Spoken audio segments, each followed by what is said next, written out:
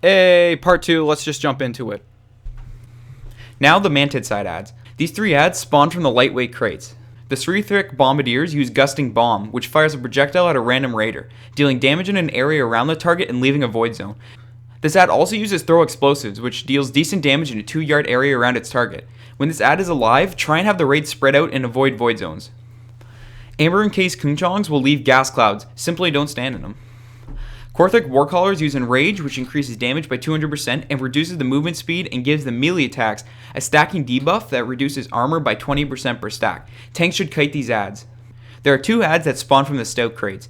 Zarthik Amber Priests use Mantid Swarm, which creates a small ad that don't really do all too much. It also uses Residue, which is a dispellable buff that the ad places on an allied ad. This heals the target and any allies around the target. Residue should be dispelled ASAP. The healing is split amongst all the targets with the buff. Sethic Windwielders use Windstorm, which is a moving tornado that lasts 18 seconds. This should be avoided. Rage of the Empress is a dispellable buff that the ad uses on allies, increasing their damage done by 50%. This buff should be dispelled quickly. Catholic Demolishers use 2 abilities and spawn from the massive crates. The first ability is called Set to Blow. A bomb will be placed on a raider and that player will need to move and drop the bomb away from the raid before it expires and explodes. When the bomb is placed, it will become armed where anyone within 9 yards will cause it to explode. The ad will also use an ability called Pheromone Cloud, which will cause raid-wide damage in an aura around the ad. Now for the Pandaren crates. Ancient Brewmaster Spirits have 3 abilities. Breath of Fire is a frontal cone attack that deals high damage. If the targets are debuffed from Keg Toss, then they will receive a 6-second dot. Keg Toss deals high damage to a player and anyone within 5 yards, slowing said players. When the ad dies, it uses Blade of the 100 Steps. This will buff tanks. It gives them a chance to deal massive damage to enemies within 4 yards on attack, stunning them for 1.5 seconds. Try and avoid the Keg Toss. If hit by Keg Toss and Breath of Fire, the dot should be dispelled quickly.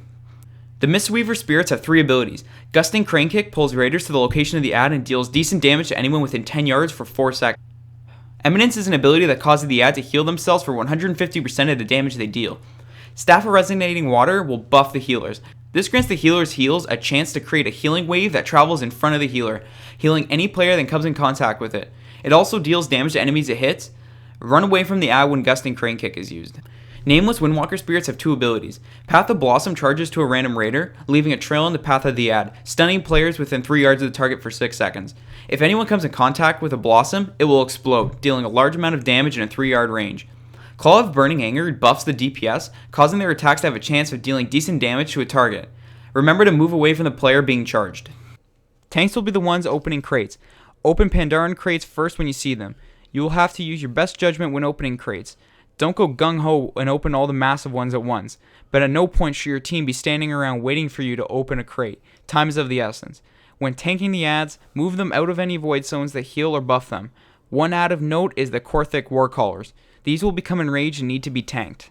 Healers need to face the raid so that the buff they get from the Wise Mistweaver Spirit is utilized to its maximum potential.